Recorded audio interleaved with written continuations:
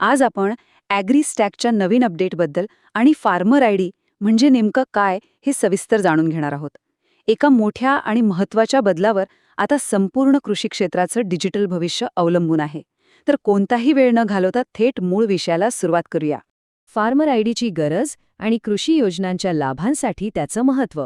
20 मे 2026. आता ही तारीख अत्यंत महत्त्वाची आहे बरं का. ही केवळ कॅलेंडरवरची एखादी सामान्य तारीख नाहीये, तर ही शासनाने दिलेली एक अंतिम मुदत आहे. भविष्यात शेतीचं कोणतंही नियोजन करायचं असेल किंवा योजनांचा लाभ मिळवायचा असेल तर या तारखेपूर्वी फार्मर आयडी मिळवणं सक्तीचं करण्यात आलं आहे. या तारखेकडे दुर्लक्ष केलं तर मात्र मोठं आर्थिक नुकसान होऊ शकतं. पण ही मुदत पाळणं इतकं महत्त्वाचं का आहे? कारण पीएम किसान सन्मान निधी, पीक विमा, नमो शेतकरी महासन्मान निधी आणि खते बियाणांवरील इतर सर्व अनुदाने या सर्व गोष्टी पणाला लागल्या आहेत. मुदतीआधी फार्मर आयडी काढला नाही तर या सर्व योजनांचा मिळणारा लाभ अचानक बंद होऊ शकतो. थोडक्यात सांगायचं तर अनुदानाची थेट जोडणी आता या एकाच आयडी सोबत असणार आहे. फार्मर आयडी म्हणजे काय? शेतीसाठीची ही नवीन डिजिटल ओळख. आता हे अतिशय उत्तम प्रकारे असं समजून घेता येईल.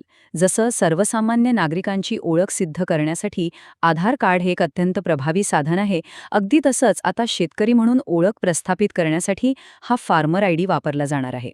आधार कार्डाने जशी बँकिंग सेवा सोपी केली तशीच सुलभता फार्मर आयडी कृषी क्षेत्रात आणणार आहे. यात सर्वात महत्त्वाची आणि रंजक गोष्ट म्हणजे हा तयार होणारा मध्यवर्ती डेटाबेस. देशातल्या सर्व शेतकऱ्यांचा डेटा आता एकाच ठिकाणी असणार आहे.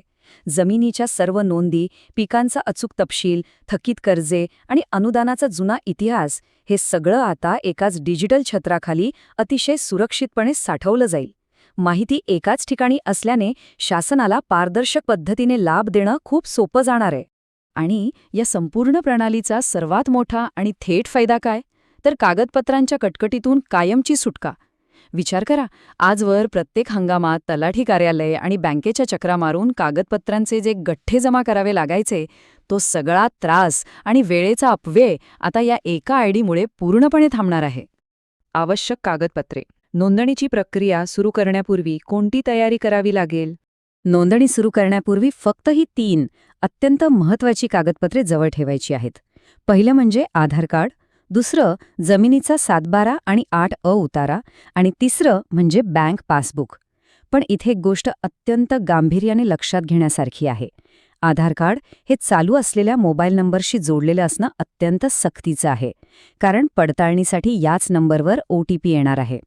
हे लिंकिंग नसेल तर प्रक्रियेत मोठा अडथळा येऊ शकतो. सोपी नोंदणी प्रक्रिया. ही संपूर्ण प्रक्रिया अचूक 4 टप्प्यात विभागलेली आहे. सर्वात आधी mfr.agristack.gov.in या अधिकृत पोर्टलवर जा. त्यानंतर दुसरा टप्पा, नवीन शेतकरी नोंदणीवर क्लिक करून आधार नंबर टाका आणि OTPद्वारे eKYC पूर्ण करा. तिसरा टप्पा म्हणजे फेच लँड डिटेल्सवर क्लिक करा, ज्यामुळे महाभूलेखवरून जमिनीच्या नोंदी आपोआप सिंक होतील. आणि शेवटचा चौथा टप्पा, आलेली सर्व माहिती तपासा, साइन करा आणि अर्ज सबमिट करा. आहे की नाही सोपं? नोंदणी कुठे करावी? आता साहजिकच असा प्रश्न उपस्थित होतो की ही संपूर्ण तांत्रिक प्रक्रिया नेमकी कुठे पूर्ण केली जाऊ शकते. चला तर मग याचे काय पर्याय आहेत ते पाहूया. शासनाने यासाठी 2 अतिशय सोयीस्कर पर्याय उपलब्ध करून दिले आहेत. पहिला पर्याय म्हणजे स्मार्टफोन आणि इंटरनेटची सुविधा असल्यास ही प्रक्रिया घरबसल्या मोबाईल फोनवरूनही करता येते. आणि जर काही तांत्रिक अडचणी येत असतील तर दुसरा पर्याय म्हणजे जवळच्या CSC म्हणजेच महा सेवा केंद्रावर जाऊन थोड्याशा मदतीने ही नोंदणी खात्रीशीरपणे पूर्ण करता येते. दोन्ही पर्याय अतिशय सोपे आणि अधिकृत आहेत.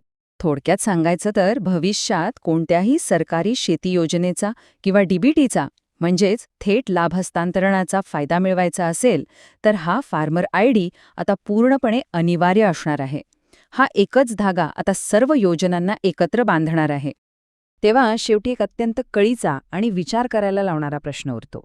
20 मे 2026ची अंतिम मुदत संपण्यापूर्वी हे डिजिटल संक्रमण पूर्ण करण्यासाठी आणि हक्काचे फायदे सुरक्षित करण्यासाठी संपूर्ण कृषी क्षेत्र खरोखरच सज्ज आहे का?